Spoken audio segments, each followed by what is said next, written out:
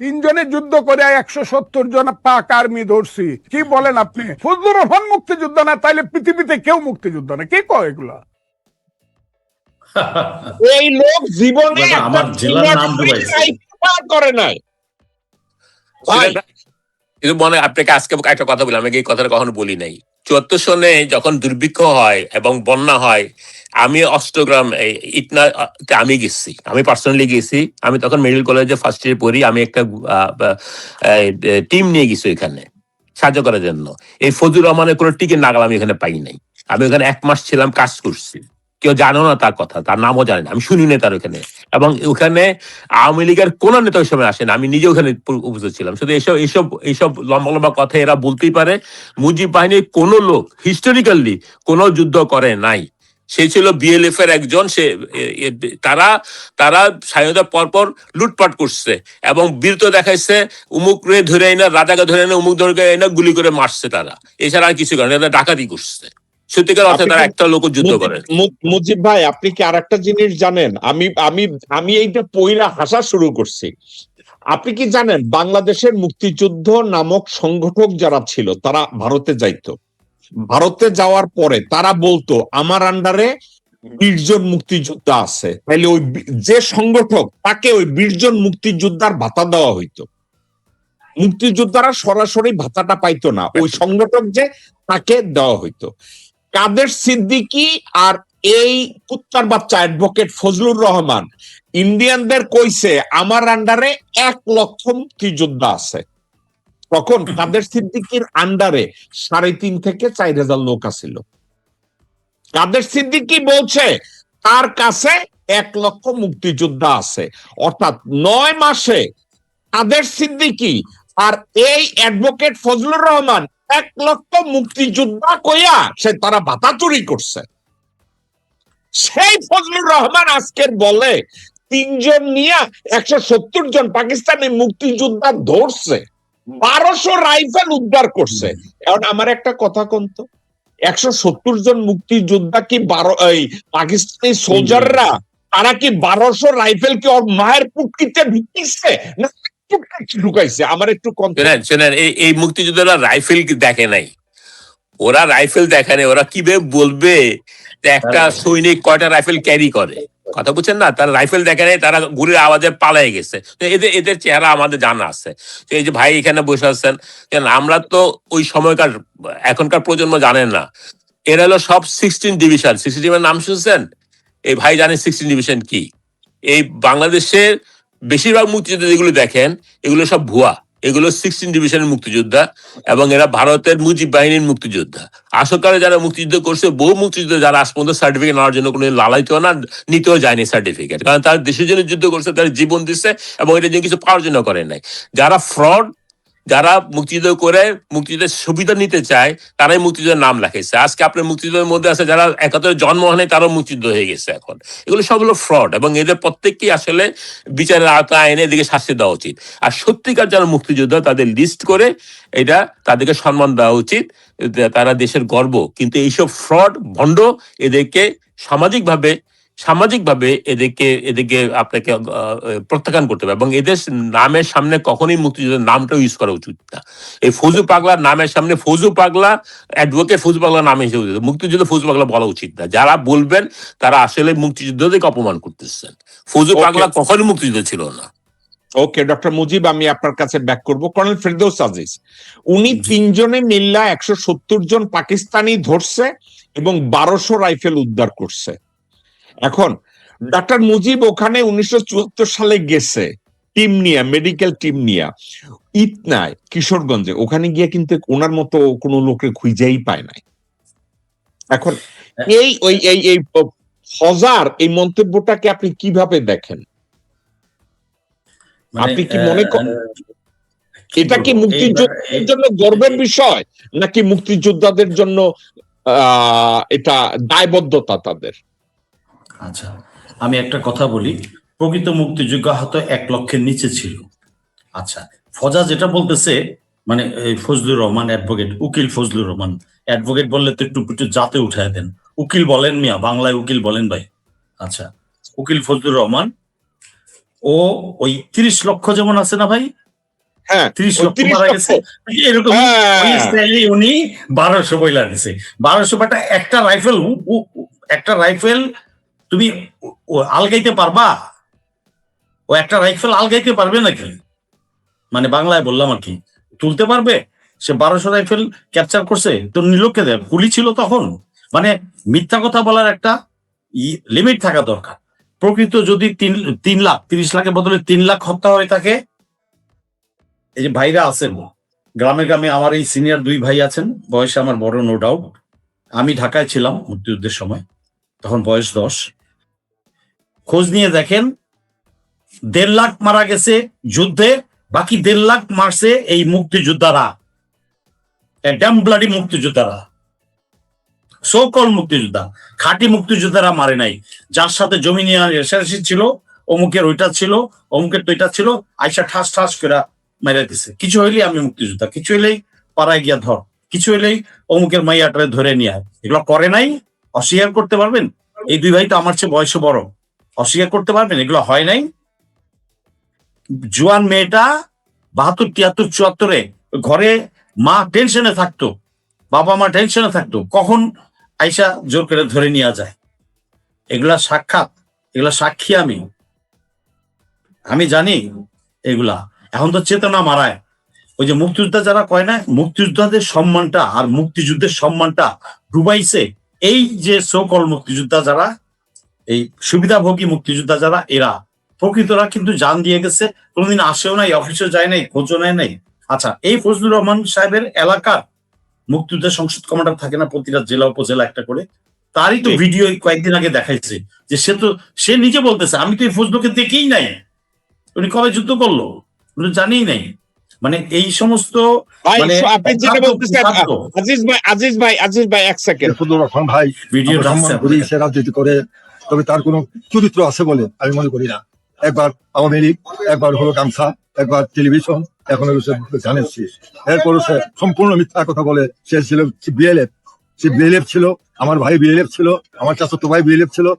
যারা দুনিয়া ট্রেনিং দেওয়ার পর তারা কোনোদিন রাইফেল হাতে নেয় নাই। তারা স্বাধীন হয়েছে, তারা এই দেশে আসছে। কিন্তু আজকে তার সেই ইয়েতে দেখা যায় মোবাইলে সে এমন ভাবে বিবৃতি দিয়ে সারা ওয়ার্ল্ড সে নাম করে ফেলতো, সেটাও দেখা কইয়া কিন্তু সে বলতেছে সে নাকি কোম্পানি কমান্ডার ছিল, তার অধীনে 900 মুক্তিযুদ্ধে যুদ্ধ করছে, সে ব্যাংকারি ছিল, সে সাথে হয়ে গেছে, রক্ত দিছে। এগুলি সম্পূর্ণ মিথ্যা। এই ধরনের মিথ্যাবাদীকে ভোট দেওয়া আমি মনে করি সেটা উচিত না। একজন মিথ্যাবাদী এইভাবে মিথ্যা কথা বলবে কেন? বলতে পারে যে আমি একজন মুক্তিযোদ্ধা, আমি মুক্তিযোদ্ধার পক্ষে কথা বলবো, আমাকে কেউ ভালোবাসুক বা না বাসুক, কিন্তু সে সম্পূর্ণ মিথ্যা কথা বলতেছে। কারণ ইসলামী এখন এটা তো ওইখানেরই, সে যেখানে ছিল ওইখানকার লোক, ওই এলাকারই। তো বুঝেন, আর মুক্তিযুদ্ধ করতে করতে যারা মুক্তিযুদ্ধ করে না সব টোটাল বাটপা। প্রেস ক্লাবে এসে আমার সামনে আমি একটা অনুষ্ঠানে ছিলাম, তো বলতেছে আমি মুক্তিযোদ্ধা, আর মুখ দিয়ে হাসি আসছে, কিন্তু আমার মাথায় কসম আল্লাহর বলতেছি, আমার মাথায় রক্ত উঠে গেছে। সে নিরাপদ এগুলা মানে অনুধাবন করতে পার, বুঝতে পারছেন? মানে এতটাই ঘৃণা জন্মাইছে এই দেশের মানুষের এদের উপরে। হাসিনা একা পাপি না ভাই, হাসিনাকে একা দোষ দিব না আমি। হাসিনাকে পেট্রোনাইজ করছে, ধরে রাখছে, প্রতিবাদ করে নাই এই মুক্তিযোদ্ধারাই। এই আঙুল তুলে বলছি আমি, এই মুক্তিযোদ্ধারাই। আমার জাত ভাইরাও তো আছে, বীর উত্তম আছে, বীর প্রতীক আছে, ডজন ডজন। একটা কথা বলছে কেউ হাসিনার বিরুদ্ধে? বলেন তাহলে অনিয়ার দেখান আমাকে, যদি কেউ একজন বলে থাকে। তাহলে আপনি কিসের বলেন মুক্তিযোদ্ধা? আপনার যদি দেশপ্রেম নাই থাকে, আপনি যদি যুদ্ধ করেই থাকেন, তাহলে কিসের আপনি মুক্তিযোদ্ধা? You are a fake, you are a fake, you are a fake. ভুয়া, সবগুলো ভুয়া। সার্টিফিকেট ধারী গুলো ভুয়া, যে যুদ্ধের ফিল্ডে ছিল সেও ভুয়া হয়ে গেছে এখন। ওকে আজিজ ভাই, যেই বাতালের জন্য আপনি ফাইট করছেন, আবার সুবিধা নেওয়ার জন্য আপনি ভারতের দাবিদারে মেনে নিছেন। তার মানে কি আমি পাকিস্তান ভেঙে ওই নাগরের হাতে গিয়া পড়ছি, আরেকবার তার লগে গিয়া বিয়া হইছে, ইন্ডিয়ার সাথে গিয়া বিয়া ভাই, ধর্ষকের হাতে গিয়া পড়ছে। ডেলি সকাল বিকাল ডজন ডজন ধর্ষক নিয়ে খেলে। ওকে আজিজ ভাই, আপনি একটা মন্তব্য করবেন। পশ্চিমবঙ্গে নির্বাচন হওয়ার পরে কোনো মসজিদে জুমার নামাজ পড়তে দেওয়া হয় নাই। আমি একটা মসজিদের দৃশ্য দেখাবো, এটার উপরে আপনি মন্তব্য করবেন।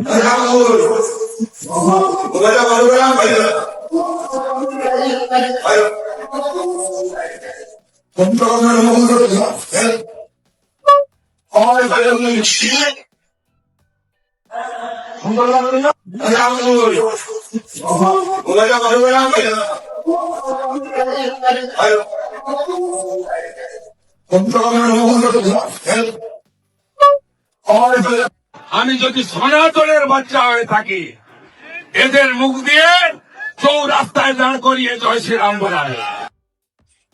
আচ্ছা আজিজ ভাই, বাংলাদেশ থেকে যদি এখন বলে যে ধরেন সালাউদ্দিন এটা বলবে না, কারণ সালাউদ্দিন ওদের সুবিধাভোগী দেশি কুলাঙ্গার, ও বলবে না, কিন্তু বাংলাদেশ থেকে সরকারি পর্যায়ে বা বেসরকারি পর্যায়ে বিএনপির কেউ বা কোনো নেতা দাঁড়ায় যদি বলে যে ভারতে মসজিদে হামলা হবে, বাংলাদেশে 2টা মন্দির ভাঙ্গা ফেলা হবে নতুবা বন্ধ করা হবে, ভারতে একজন মুসলমানের গায়ে হাত দেওয়া হবে, এখানে 10 সনাতনীকে রাস্তায় বাইরে উলঙ্গ কইরা পিটানো হবে।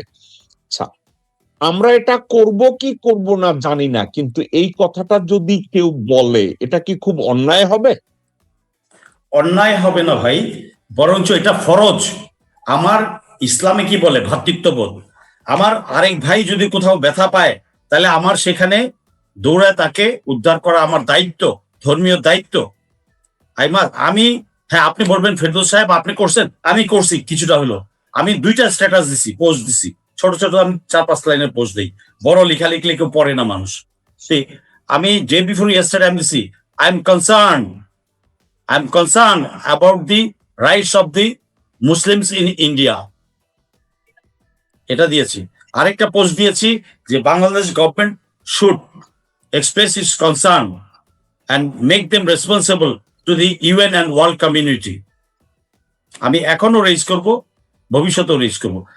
প্রতিটা মুসলিম ভাই, সে যে দেশেরই হোক, আমার মুসলমান ভাইয়ের উপর যদি কোন রকম অত্যাচার হয়, আই মাস্ট রেজ। আচ্ছা, আমাকে একটা কথা বলেন, মুসলমান, আপনি মুসলমান। কর্নেল আজিজ, আমাকে একটা কথা বলেন, নেপালের বর্ডারে ভারত টোটাল 1300 ফিট জায়গা তারা দখল করছিল BSF. Balen Shah army move করাইয়া দিছে, দিয়ে বলছে we are giving you 1 hour time to remove BSF, otherwise we are gonna fight back. সাথে সাথে ভারত তাদের ওই জায়গা ছাইরা দিয়া মাপ চাইয়া যান ছুটাইছে।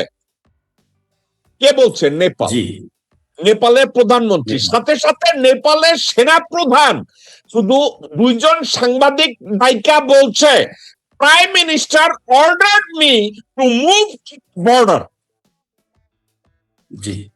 ভারতের নেপালের সেনাবাহিনীর প্রধান এই কথা কইছে।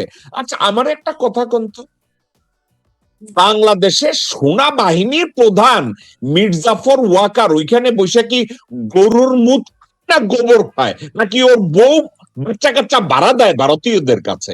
ওর থেকে এ ধরনের কোন কথা কি আপনি জীবনে শুনছেন? যে আমার বাংলাদেশের বর্ডারে যদি একজন মানুষকে মারা হয় আমি সোলজার মুভ করাবো, একবারও শুনছেন? না, এটা সে বলে নাই, কিন্তু প্রাথমিক দায়িত্বটা কার? প্রাথমিক দায়িত্বটা সাওয়ার সীসা। আপনি মানুষ বলে সাওয়া, আমি বলি সীসা, শিলং সালাউদ্দিন। আচ্ছা, সে তাকে যখন স্বরাষ্ট্র মন্ত্রণালয় দেওয়া হয়, তখনই কিন্তু আমি আই রেজ মাই ভয়েস যে আই এম কনসার্ন। যে ব্যক্তি 9 বছর ভারতে লালিত পালিত হইল, তাকে দেওয়া হইলো স্বরাষ্ট্র মন্ত্রণালয়। তাহলে স্বরাষ্ট্র মন্ত্রণালয় কম্প্রোমাইজ হয়ে গেছে কিভাবে? Police, internal law and order situation. আচ্ছা, তার মানে ওই পারের ভারতীয় রয়্যাল এজেন্ট খুব ফার্স্ট ক্লাস কাজ করতে পারবে, সবকিছু ইসকন সবকিছু করতে পারবে, রাইট? দ্বিতীয় হচ্ছে বিডিআর কিন্তু এই স্বরাষ্ট্র মন্ত্রীর আন্ডারে। তার মানে আপনি বর্ডার এবং ইন্টারনাল সিকিউরিটি দুইটাই কম্প্রোমাইজ করে দিলেন কার হাতে? ভারত কর্তৃক ট্রেন্ড আপ এই শিলং সালাউদ্দিনের হাতে। তখনই আমি ভয়েস রেজ করছি এবং কোশ্চেন করেছি যে দিস ইজ কোশ্চেনেবল, তাকে তো কোনোভাবেই দেওয়া হচ্ছে। তারপরে কি করলেন? একটা ওই প্রজ্ঞাপন জারি করে তাকে ডিফেন্স মন্ত্রণালয় তার অধীনে দিয়ে দিলেন। প্রধানমন্ত্রীর অবর্তমানে তিনি প্রধানমন্ত্রী হবেন, ডিফেন্স মন্ত্রী হবেন। বাহ, কি মজা না? You have put all the eggs under one enemy. তার হাতে ছেড়ে দিয়েছেন। তার মানে কি আপনি টোটাল কম্প্রোমাইজ করে ফেলেছেন। ডিফেন্স দিয়েছেন, তারপরে বিডিআর, পুলিশ সব দিয়ে দিয়েছেন এই সালাউদ্দিনের হাতে। এই জিনিসটা পিক করে নাই তো কেউ, এটা আমি তখনই বলেছি। এটা তো তাকে কোনোভাবেই দেওয়া হয়নি। আপনি সব এলিমেন্ট গুলা তার হাতে তুলে দিয়েছেন, who has been train for 9 years in the India. আচ্ছা, আরেকটা জিনিস, এখন যখনই আমার বর্ডারে একটা গুলি করবে, I have a very wild idea now. নিরুপা ডরায়েন না, কারণ একটা আপনার দিকেও যাবে গুলি। আমার দেশে 3টা পলিটিক্যাল বাস্টার্ডকে শুট করতে হবে। যদি বর্ডারে আমার ইন্ডিয়া একটা গুলি মারে, আগে নিজ দেশের 3টা পলিটিক্যাল বাস্টার্ডকে শুট করতে হবে, তারপরে 7টা শুট করতে হবে ওই পারে বিএসএফ। কারণ আমার দেশের এমসিবিসি সোয়াইন পিস গুলা, জারজ গুলা ভারত মাতা করতেছে। কেন? আমার লোক মারা যাবে। আরে তোরা না পারস বেটা, বর্ডারে আমার ছেলেপেলেদের হাতে রাইফেল দিয়ে দে, দেখ কিভাবে ওই পারে জেলা সুদ্ধা তুলে নিয়ে আসবে। শুধু বিএসএফ না, পুরা জেলা ক্যাপচার করে নিয়ে আসবে। ব্রাহ্মণবাড়িয়ার ট্যাটা বাহিনীর হাতে ট্যাটা দিয়ে ছেড়ে দেন। আমার দেশের লোক সাহসী, আমার দেশের লোক সাহসী। শুধু হিজড়া হলো গিয়ে আমাদের পলিটিক্যাল বেশ্যারা। I have to use this language now. Aziz ভাই, জারজ গুলা, আজিজ ভাই, আরে আমার দেশের লোক সবই পারে ভাই, আপনি গত 16 বছরে সেনাবাহিনীর কয়েকজন জেনারেল আর ব্রিগেডিয়ার জেনারেল কি বিশ্বের ভূমিকায় নামে নাই? ভাই। এগুলো তো সবাই জানি আমরা। কি হয়েছে? বেচা কেনা হয়ে গেছে। হাসিনার মানে কি বলবো, পেটিকোটও পারলে সার্ফ এক্সেল দিয়ে ধুইয়া দেয়, এরকম 5-8টা গোলামতো এই দেশে আছে। কদম বুঝিয়ে করে নাই, এই দেশ থেকে পালায়া যায় নাই। Have you ever had a general fly? Please, a general never quits from the battlefield. তাহলে এই দেশে তো হয়েছে অনেক কিছু করাইছে। এই জন্যই তো বললাম যে এখন বর্ডারে একটা বিএসএফ যদি আমাদের এক লোককে মারে, ওই পারে আমি 7টা মারবো। তার আগে এই আমার দেশের পলিটিক্যাল বেশ্যাগুলোর দিকে 3টা মারতে হবে। ওকে, 3টা আমি করতে হবে। সে যে দলে ওকে ভাই, আমি আসি। আইডিয়া। ওকে মীরা, এতক্ষণ আপনি আজিজ ভাইয়ের কথা শুনছেন, মুজিব ভাইয়ের কথা শুনছেন, এবং ফজলুর রহমান উকিলের কথাও শুনছেন। আর অ্যাডভোকেট কইলাম না, আজিজ ভাই কইছে শালারে অ্যাডভোকেট। উকিল বলবেন, 2 টাকার উকিল। ওকে, তো এখন সেই লোক কইছে তিনজনে মিললে 170 জনের ধরছে, 1200 রাইফেল উদ্ধার করছে। আচ্ছা, এইটা একটা দিক নিয়ে যদি আপনি কোনো মন্তব্য করতে চান। আর 2, এই যে পশ্চিমবঙ্গে জুমার নামাজ পড়তে দেয় না, মসজিদে ঢুইকা মুসলমানদেরকে বাইর করে দিতেছে। পাশাপাশি ওখানকার হবু চিফ মিনিস্টার কইতেছে, আমি যদি মালাউন হই তাহলে মুসলমানদের 4 রাস্তার মধ্যে বাইন্দা তাদের মুখ থেকে জয় শ্রীরাম বলাবো। এই টোটাল বিষয়টাকে আপনি কিভাবে দেখেন? এটা নিয়ে কিন্তু আমাদের দেশের রাজনীতিবিদরা, না বিএনপি, না আওয়ামী লীগ, না আর্মি, কোন রাজনীতিবিদ, নাকি বুদ্ধিজীবী, চেতনাজীবী, বেশ্যাজীবী, আমলাজীবী, কেউ কোনো কথা বলে না। এটার উপর আপনার মন্তব্য কি? আপনার মাইক্রোফোনটা অফ। জি জেকব ভাই, থ্যাংক ইউ সো মাচ। কারণ আমরা অলরেডি অনেক সময় পার করে দিয়েছি, অনেকগুলো সাবজেক্ট নিয়ে কথা বলেছি, কিন্তু আপনার আজকে সাবজেক্টের মূল বিষয়ের ভিতরে ছিল এই শব্দটা। তা এখন যেটা আর কি বলতে চাচ্ছি সেটা হলো যে আমাদের নৈতিকতা কোথায় গিয়ে ঠেকেছে সেটা হলো বিষয়। আর যে বিষয়টা নিয়ে আজিজ ভাই বলেছেন, এর চেয়ে সত্য আর কিছু হতে পারে না। কারণ আজকে দেখেন ইসকন কোথায়, এই ইসকনের জন্ম বাংলাদেশে কোথায়, কে দিয়েছেন, কে ইসকনকে এত সুযোগ সুবিধা করে দিয়েছেন বাংলার মাটিতে। তাই এখন বাংলাদেশে যে ইসকন বাকবাকুম করছে।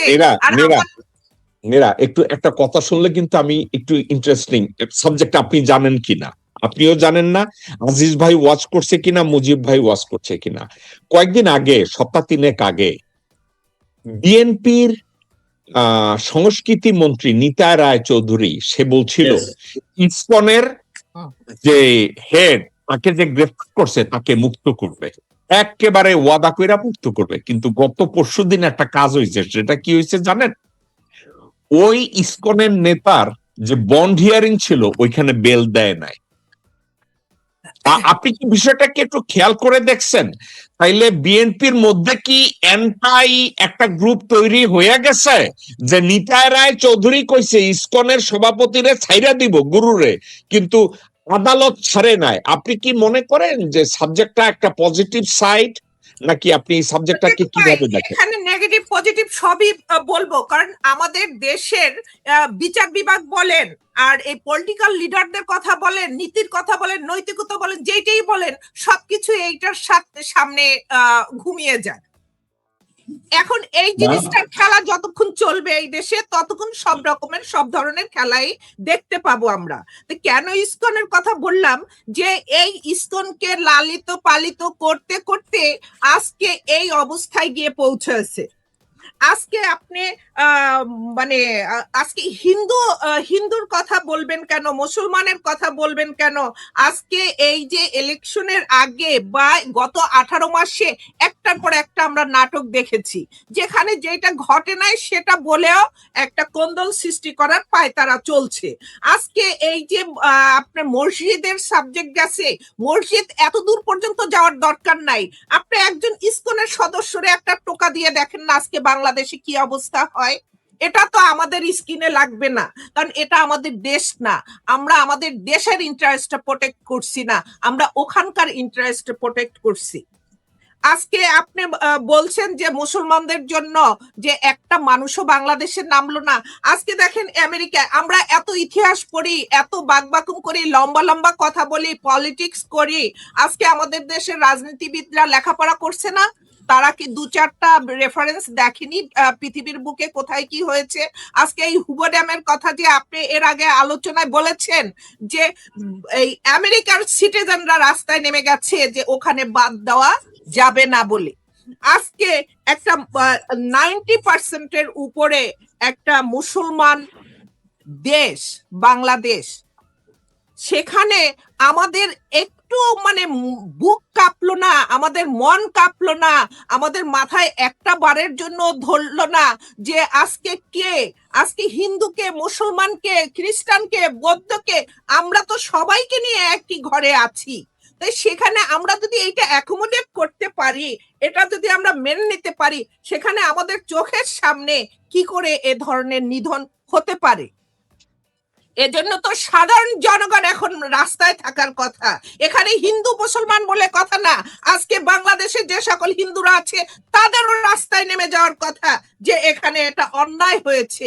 যদি অন্যায় হয় সেটা সবার জন্যই অন্যায়। আজকে মুসলমানদের ওখানে এই অবস্থা হচ্ছে, সেখানে শুধু আপনি মুসলমানদের নামার কথা বলছেন কেন? বাংলাদেশের জনগণ কোথায়? বাংলাদেশের প্রতিটা জনগণের নামা উচিত। আজকে ইসকনের সবার আগে নামা উচিত, এটা প্রোটেক্ট করার জন্য, প্রোটেস্ট করার জন্য।